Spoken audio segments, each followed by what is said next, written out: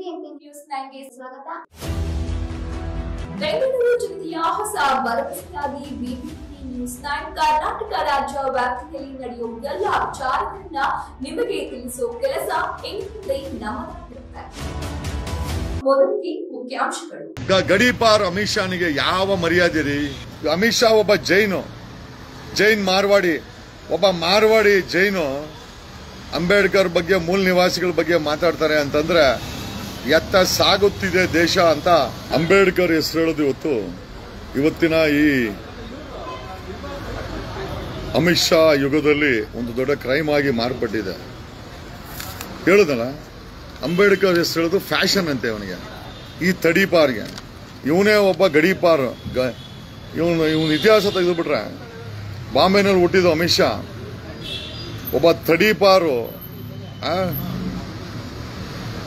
ಜುಡಿಕ್ಷನ್ ಇಂದ ಹೊರಗಡೆ ಹಾಕಿದ್ರು ಪೊಲೀಸು ಸಿಬಿಐ ಎನ್ಕ್ವೈರಿನಲ್ಲಿ. ಅಂತವನಿವತ್ತು ಗೆದ್ದು ಬಂದು ಹೋಮ್ ಮಿನಿಸ್ಟರ್ ಆಗಿ ಫಾದರ್ ಆಫ್ ದ ನೇಷನ್ಗೆ ಅವಮಾನ ಮಾಡ್ತಾನೆ ಇವನು ಅಂತಂದ್ರೆ ಒಬ್ಬ ತಡೀಪಾರು ಏನ್ ಮಾಡಕ್ ಸಾಧ್ಯ ಇದೆ? ಒಬ್ಬ ಕ್ರಿಮಿನಲ್ ಇವತ್ತು ಕೂಡ ಕೇಸಸ್ ಪೆಂಡಿಂಗ್ ಇದೆ ಇವನು ಅಮಿತ್ ಶಾ ಹೆಸರಲ್ಲಿ.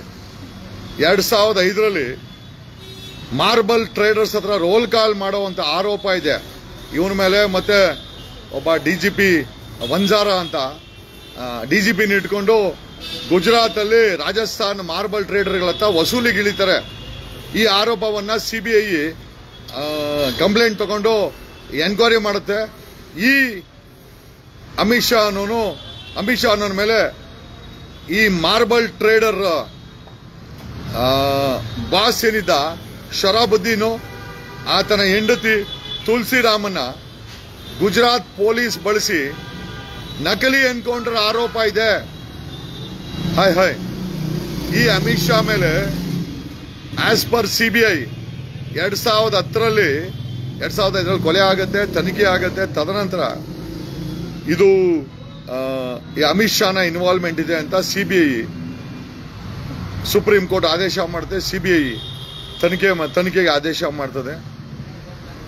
ಈ was there in the encounter of Sohrabuddin ಅನ್ನೋ ವ್ಯಕ್ತಿಯನ್ನ ನಕಲಿ ಎನ್ಕೌಂಟರ್ನ ಡಿಐಜಿ ವಂಜಾರನ ಬಳಸಿ ಈ ಗುಜರಾತಿನ ಡಿಐಜಿ ಆಗಿರ್ತಾನೆ.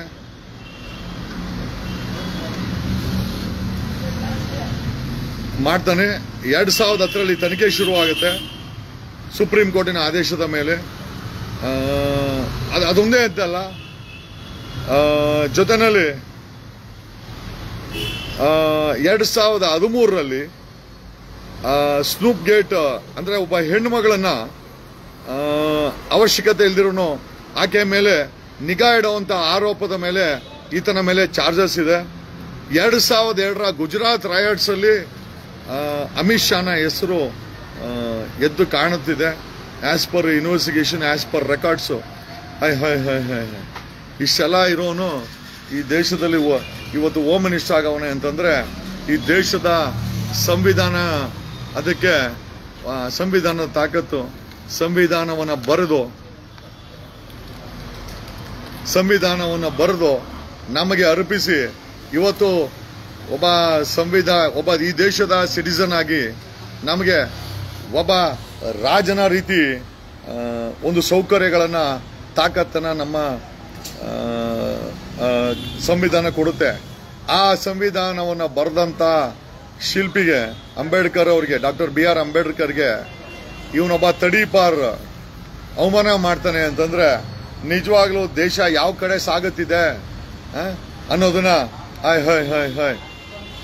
ಒಬ್ಬ ಜೈನ್ ಅಮಿತ್ ಶಾ ಒಬ್ಬ ಜೈನ್ ಮಾರ್ವಾಡಿ, ಒಬ್ಬ ಮಾರ್ವಾಡಿ ಜೈನು ಅಂಬೇಡ್ಕರ್ ಬಗ್ಗೆ, ಮೂಲ ನಿವಾಸಿಗಳ ಬಗ್ಗೆ ಮಾತಾಡ್ತಾರೆ ಅಂತಂದ್ರೆ ಎತ್ತ ಸಾಗುತ್ತಿದೆ ದೇಶ ಅಂತ ನಾವು ಪ್ರಶ್ನೆ ಮಾಡ್ಕೊಬೇಕಾಗಿದೆ.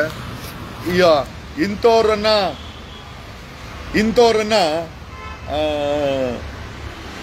ವೋಟ್ ಹಾಕಿ ರಾಮನ ಹೆಸರಲ್ಲಿ, ದೇವಸ್ಥಾನದ ಹೆಸರಲ್ಲಿ, ಸಾಬ್ರನ್ನ ವಿರೋಧ ಮಾಡೋ ಹೆಸರಲ್ಲಿ ಇವತ್ತು ಹೋಮ್ ಮಿನಿಸ್ಟರ್ ಮಾಡಿರೋದು ನಿಮ್ಮ ಕರ್ಮ ಅಂತ ಹೇಳ್ಬೋದು.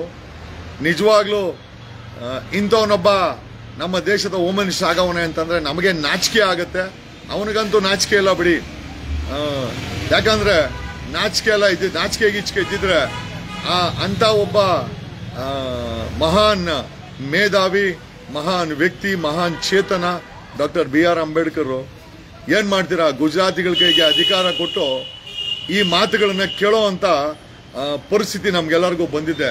Ambedkar is not A person, is A power. Is A power in every citizen. ಇವತ್ತು ದೇಶದಲ್ಲಿ ನನಗೆ ಇಷ್ಟು ಮಾತಾಡೋಕ್ಕೆ ವಾಕ್ಸತನ ಕೊಟ್ಟಿದೆ ಅಂತಂದ್ರೆ ಅದಕ್ಕೆ ದೇಶದ ಸಂವಿಧಾನ ಕಾರಣ, ಅದನ್ನ ಬರೆದಂತ ಅಂಬೇಡ್ಕರ್ ಅವ್ರ ಕಾರಣ.